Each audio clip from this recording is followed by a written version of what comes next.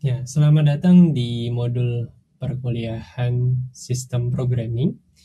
Pada modul ini kita akan melanjutkan modul sebelumnya, yang sebelumnya kalian sudah dijelaskan bagaimana boot sequence dan bagaimana jenis-jenis kernel.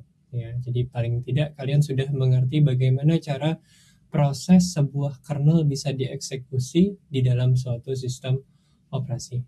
Pada modul ini kita akan coba membahas dan praktek bagaimana suatu kernel itu bisa dilakukan kompilasi.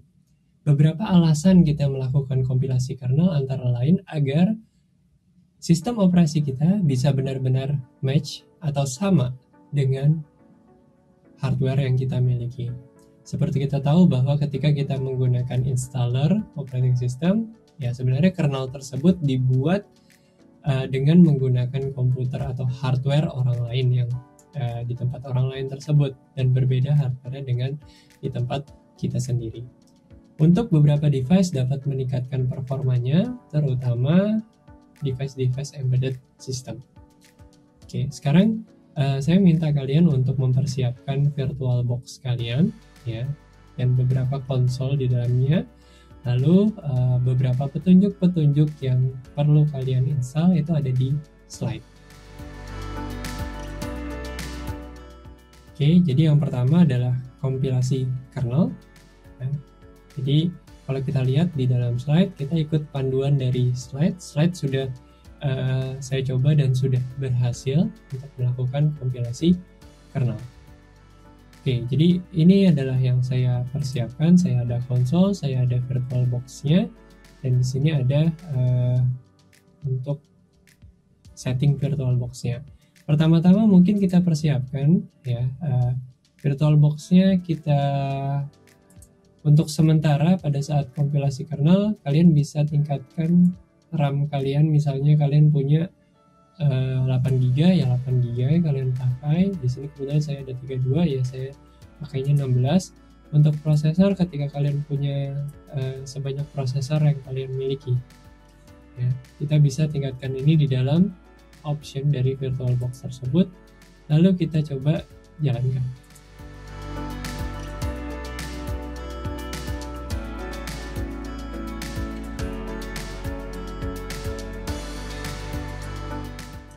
Oke, ini saya dulu. Kebetulan yang tempat saya sudah ada kernel yang barunya, jadi bisa memilih kernel yang kita inginkan. Ya. Namun yang saya pakai di sini kernelnya adalah kernel yang lama. Tadi kan saya memilih kernel yang aslinya.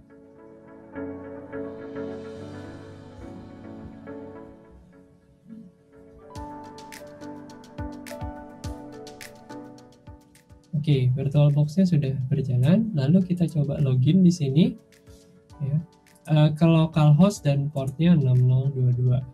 Ya, sini.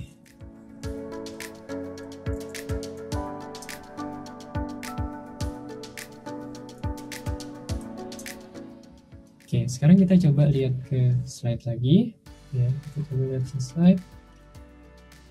Nah, kalian coba download dan ekstrak ya ke dalam kernel ini, kernel versi 4.15 ya. Kita akan coba menggunakan cara Debian di sini. Kalian bisa ambil dengan cara wget ya, http kambing.ui.ac.id. Lalu kalian nanti di dalam kalau saya masukkan suatu folder ya, compile. Nah, di sini ada Linux 14.15.1.tar ya. Jadi kalian wget kambing.ui.ac.id Linux, lalu kalian ekstrak, yaitu dengan menggunakan tar. Nanti setelah diekstrak kalian memiliki folder yang berisi source code-nya. Jadi kalau kita lihat di sini Linux 4.15.1 ini adalah source code dari kernel versi 4.15.1. Nah, berikutnya setelah kita sudah memiliki foldernya, lalu kita coba di sini menggunakan konfigurasi yang sudah berjalan di tempat kita, ya. Jadi di sini yang saya lakukan adalah mengcopy, ya, di sini mengcopy dari boot, ya. Terus kita ambil di sini config version yang jalan, ya, atau kita mau lihat dulu di sini di dalam boot sudah ada apa saja, ya. Kalau di tempat saya, mungkin di tempat kalian nanti pada awalnya hanya ada 2 ini, ya, dan ada beberapa init RD, ya, seperti yang sudah dijelaskan, ada namanya init RD atau init RAM FS yang merupakan pendamping dari kernel ketika ingin menggunakan beberapa driver yang dibutuhkan, ya. Di sini standarnya kalian punya config 415, ya, yang 122 dan 123, ya. Jadi kita coba pakai yang 123, ya. Kita coba masuk ke dalam folder saya yang tadi, yaitu ada di home, ya, user, sysproc, dan compile kernel. Lalu kita masuk cd linux. Jadi kita ambil config yang ini, kita copy ke dalam folder ini, ya, cp boot config, ya, 415.123,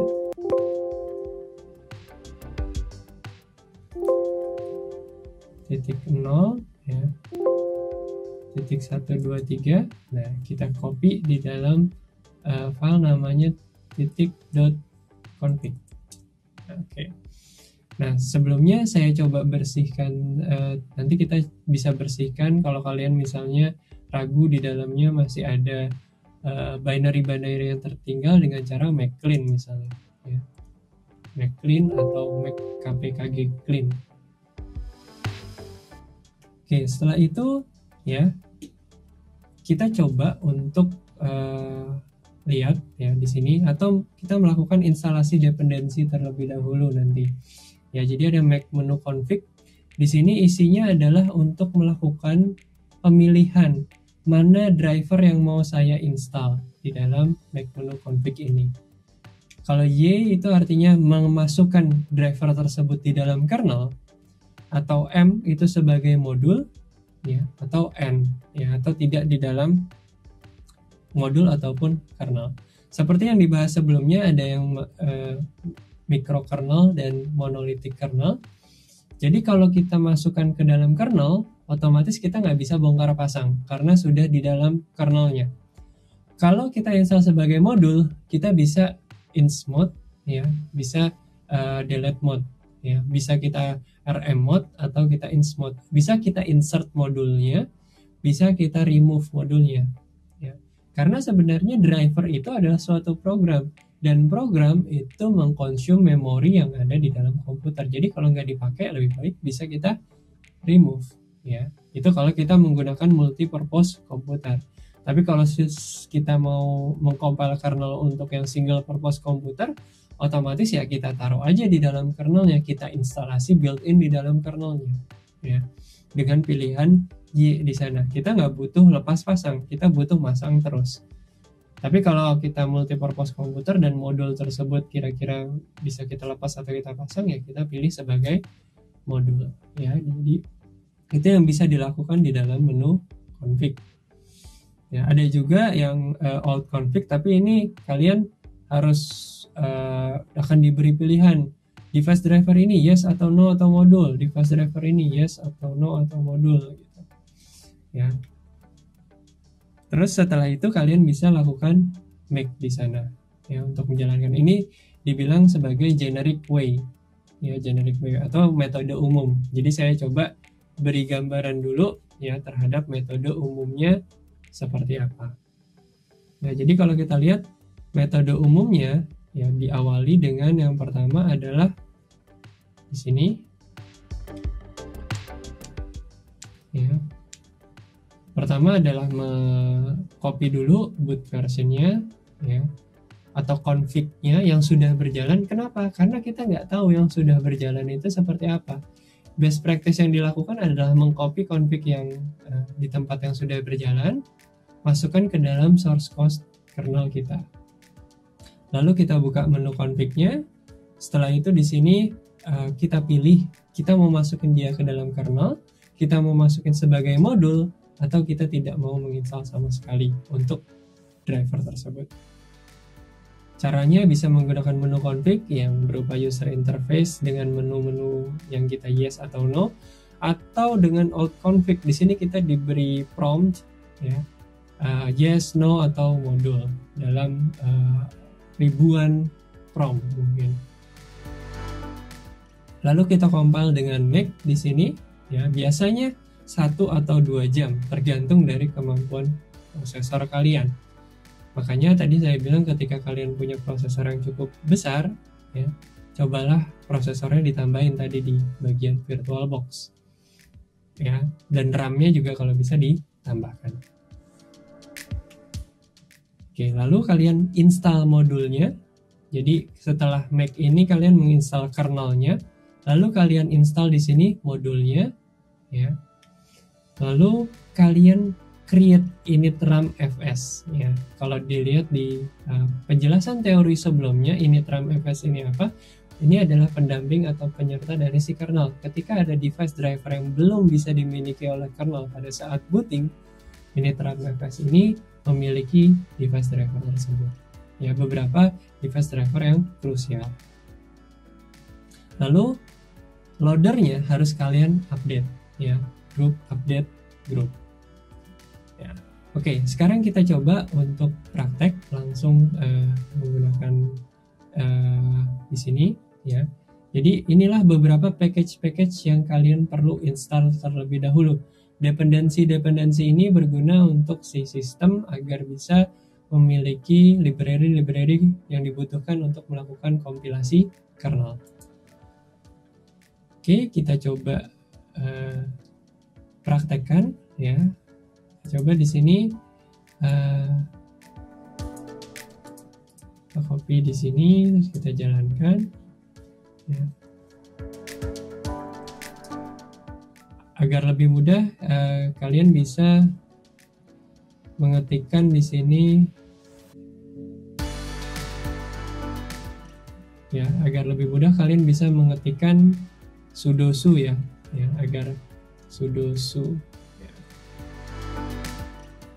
Jadi kalau sudo su di sini kan kalian sudah sebagai root. Nah, setelah kalian menginstalasi beberapa dependensinya di sini, lalu kalian coba di sini make menu config ya. Dan tahap ini perlu kalian lakukan terlebih dahulu. Ya, make menu config di sini kalian diberikan suatu interface pilihan ya. Pilihan di sini ada general setup ya. Terus di sini misalnya ada, kita coba device driver di sini, terus kita coba misalnya karakter device ya, ada virtual terminal. Apakah virtual terminal ini misalnya ini control rocket port support ya, misalnya saya install sebagai modul atau saya install sebagai kernel. Kalau M itu adalah dalam bentuk modul, kalau ini saya masukkan di dalam kernel. Atau kalau seperti ini ya saya tidak install ya. Itu salah satu contohnya ya. Dan ini adalah beberapa driver-driver yang mungkin kita butuhkan dan mungkin juga kita tidak butuhkan. Misalnya HSDPA Broadcast Wireless Data Card ya. Mau diinstal sebagai modul atau diinstal sebagai driver. Modul bisa dilepas pasang. Kalau driver atau di dalam kernel ya, kita nggak bisa lepas pasang. Kalau kita memang nggak perlu ya nggak perlu kita install di sini ya. Itu salah satu contohnya ya. Nah, yang kita lakukan, kita load dulu config yang udah ada ya. Kita load config yang udah ada di sini. Tadi kan confignya sudah ditaruh di source code kita. Oke, sekarang sudah ada config yang sudah berjalan, yang sudah pernah berjalan di komputer kita, karena kan saya tadi ngopi dari bootnya ya. Lalu kita save di sini. Kalau kalian mau ngedit ya atau merubah bisa, lalu kalian save di sini. Jadi Di sini adalah tahapan kalian bisa mengedit kernel ini. Ya, kita save di sini, oke. Lalu kita exit di sini. Oke, sekarang tahap berikutnya ya, kita sudah memprepare config-nya ya. Tahap berikutnya adalah kita coba make di sini tahapan compile kernel, kita coba export concurrency ya.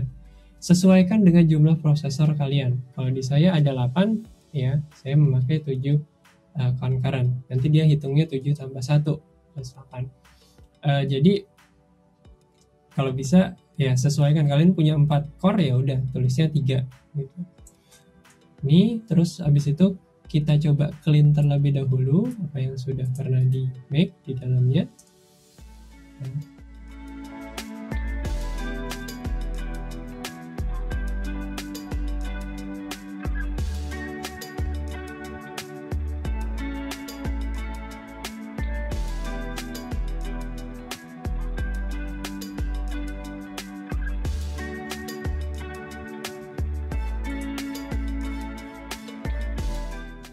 Oke, di sini kita coba membersihkan semua yang ada di dalam binary-binary yang udah. Setelah itu kita coba lakukan instalasi dengan komen seperti ini.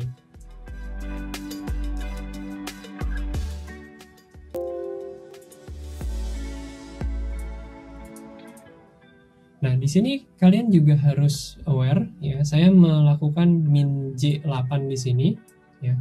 Min J8 di sini adalah jumlah core saya atau prosesor saya yang secara paralel nanti akan melakukan kompilasi kernel supaya hasilnya bisa atau keluaran binary-nya bisa jauh lebih cepat. Nah, di sini saya namakan dep aw version. Kalian kalau bisa dirubah nama ininya sesuai dengan nama kalian. Ya. Di sini saya make min kpkg min j8 init rd ya. Terus kita jalankan. Oke, biasanya ini akan memakan waktu tadi 1-2 jam atau bahkan lebih ya.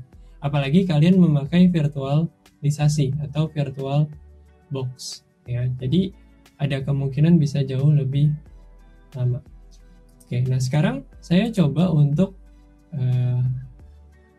lihat lagi di sini ya. Saya coba login sebagai user, terus di sini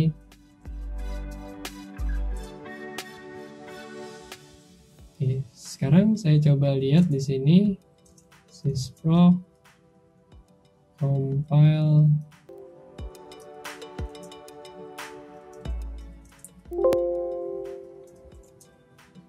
Nah, setelah proses ini selesai, ya, proses yang ini selesai, itu hasilnya kita akan mendapatkan 2 file ini, ya. Jadi kalian dari Linux ini setelah selesai, kalian tinggal CD ke atas ya. Nanti kalian akan mendapatkan 2 file ini ya. 2 file inilah yang nanti akan membantu kita untuk melakukan instalasi kernel. Oke, mungkin ini agak cukup lama ya dalam berjalan, jadi kita langsung ke jadi kalau nanti ada error atau ada error yang keluar, kalian coba telusuri. Paling mungkin adalah beberapa dependensi yang kalian lupa untuk melakukan instalasi, atau kalian lupa untuk melakukan load config di menu config-nya ya. Itu 2 hal yang paling sering terjadi. Oke, untuk sementara saya, karena di sini prosesor saya dikonsum semua oleh ini, maka dari itu saya coba untuk terminate terlebih dahulu. Kalian tolong dilanjutkan sampai selesai terlebih dahulu sampai 2 file ini keluar. Ya, yang file pertama ini adalah kernelnya. Nah, yang di sini adalah image. Ya, jadi dua-duanya adalah image kernelnya. Nanti yang satu sebagai init RAM address-nya. Oke, saya coba matikan dulu ini karena saya sudah punya hasilnya di sini. Ya. Di sini saya lanjutkan ya.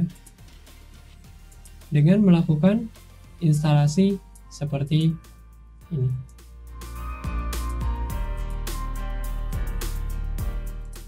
Ya, dengan melakukan instalasi seperti ini.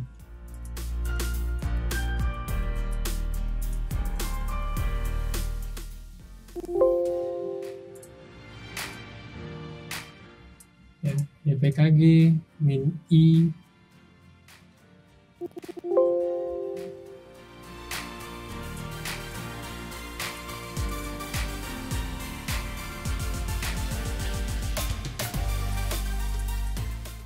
ya, dpkg -i ini kalian eksekusi, kalian enter, lalu berikutnya juga yang ini juga kalian enter ya.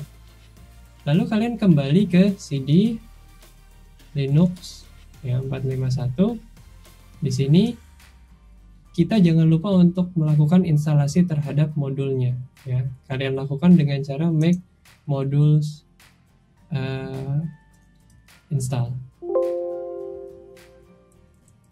Proses ini sama, kompilasi juga, tapi mungkin tidak terlalu lama ya, tidak terlalu lama seperti yang sebelumnya dilakukan ya. Jadi make modules install, setelah ini dilakukan, dia akan secara otomatis melakukan instalasi terhadap modules yang kita pilih sebagai modules tadi ke dalam sistem kita, dan dia mengkopikan secara otomatis. Lalu kita coba untuk lihat ke dalam boot kita ya. Setelah itu kita lihat ke dalam boot kita. Sini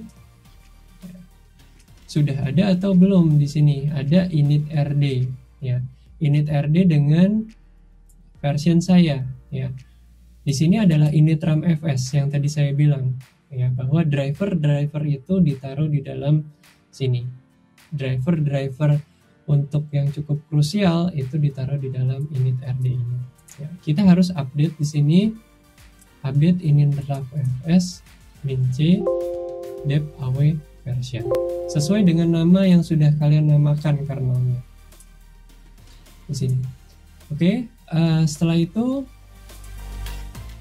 tadi kita sudah belajar bagaimana boot sequence ya. Kernelnya sudah kita install, lalu initramfs-nya juga sudah kita install.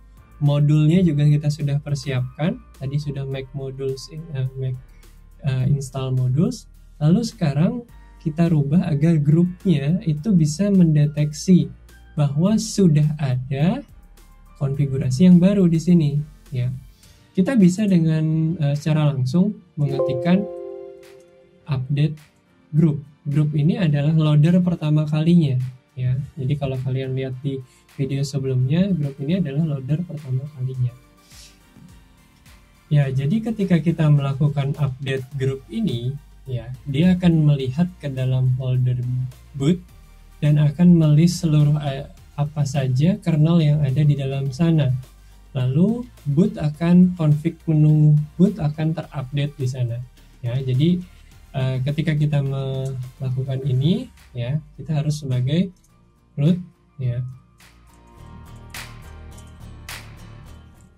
update group di sini ya, dia akan secara otomatis mengenerate suatu file yang file tersebut di etc default group ya, dan di sana akan diupdate filenya dan menu-menu list yang berhubungan dengan kernel apa saja yang ada di dalam sistem sekarang ini, dia akan coba list semua ketika komputer tersebut dimulai ya, atau bootloader tersebut di-execute ya. Di sini ada 415 dev aw dan ada 415.123, ada 415.122.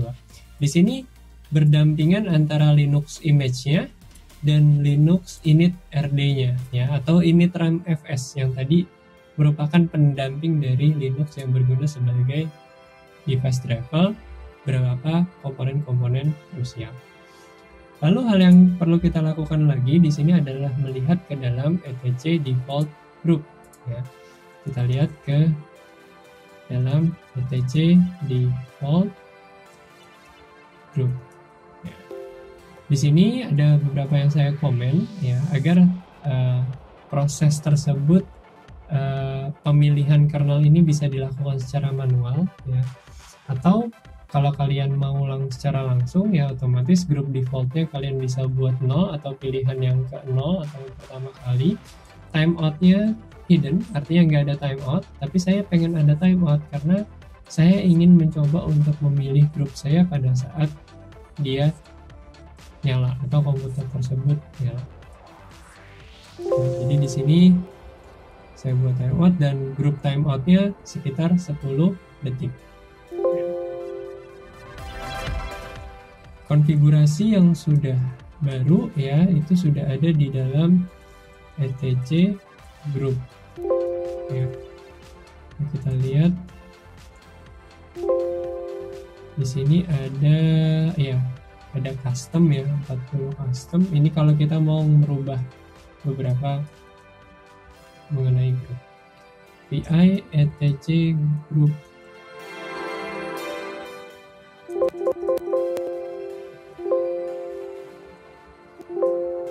ya. Oke.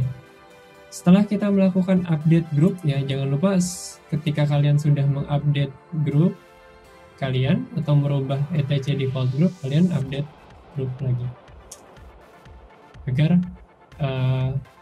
source dari menunya itu bisa di-config ulang oleh si grupnya.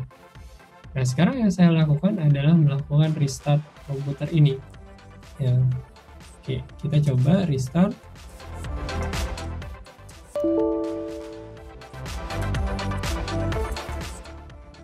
Oke, pada saat awal ya, mungkin sebelumnya kalian tidak diberi pilihan seperti ini ya.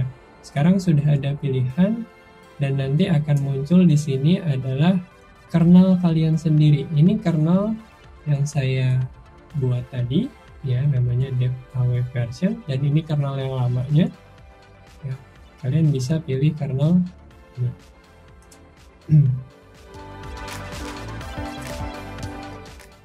Ya, jadi itu beberapa cara tahapan-tahapan yang perlu kalian coba ikuti agar kalian bisa melakukan kompilasi terhadap kernelnya. Ya. Proses ini mungkin akan berlangsung yang cukup lama ya, tapi ya kalian bisa coba yang sekitar 1 atau 2 jam untuk melakukan kompilasi kernel ini. Oke, sekarang saya coba masuk ke dalam kernel saya. Ya, interface-nya mungkin sama saja ya, tapi kalau kita lihat di sini kita coba uname ya, min a.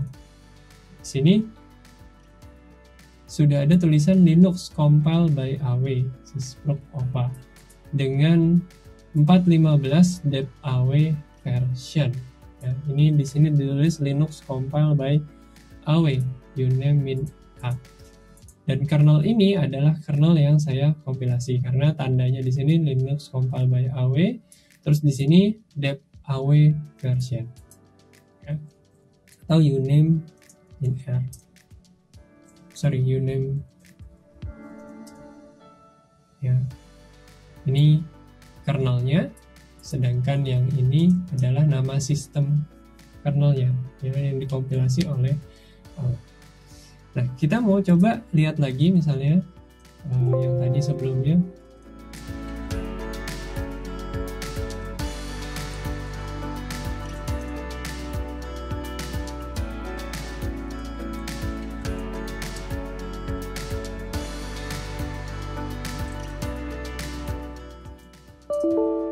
Oke, kita coba restart lagi. Saya pilih kernel yang standarnya. Ya, kalau saya pilih kernel yang standarnya, di sini saya coba pilih yang 122 misalnya.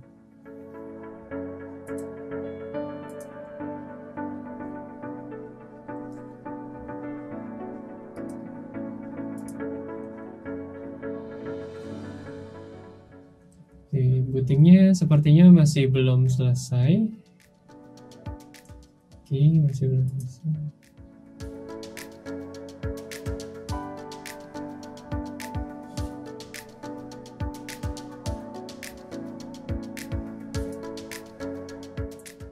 Oke, di sini saya coba user.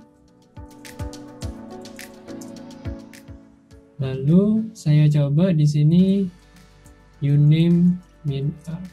Ya. Di sini dibilang Linux sysproc ova ya, 415. Kalau yang sebelumnya tadi di sini Linux compile by awe ya. Jadi ini adalah yang ini adalah sesudah ya, yang ini adalah yang sebelum ya. Jadi sesudahnya itu saya sudah namakan dan ininya dep awe version, sedangkan yang ini 4.15.10.22 generic. Dua-duanya itu ada di sistem ini ya. Kalian bisa lihat di /boot ya. Oke, jadi itu yang bisa saya sampaikan ya. Ketika kita melakukan kompilasi kernel, di sini beberapa tahapannya perlu kalian ikuti secara sistematis. Beberapa problem mungkin muncul ya, beberapa problem yang sering muncul antara lain adalah dependensi lupa terinstall atau kalian lupa untuk melakukan load config. Dua hal tersebut yang paling sering terjadi. Atau bisa juga kernel panic ya, kalian sudah jadi kernelnya, sudah jadi image-nya, tapi ketika di load dia tidak bisa melakukan inisialisasi init atau kernelnya nggak bisa di load ya. Artinya ada beberapa komponen-komponen yang belum terinstall di sana, atau drivernya belum sempat terinstall di sana, atau kalian lupa untuk make modules install ya. Jadi itulah beberapa hal yang mungkin terjadi.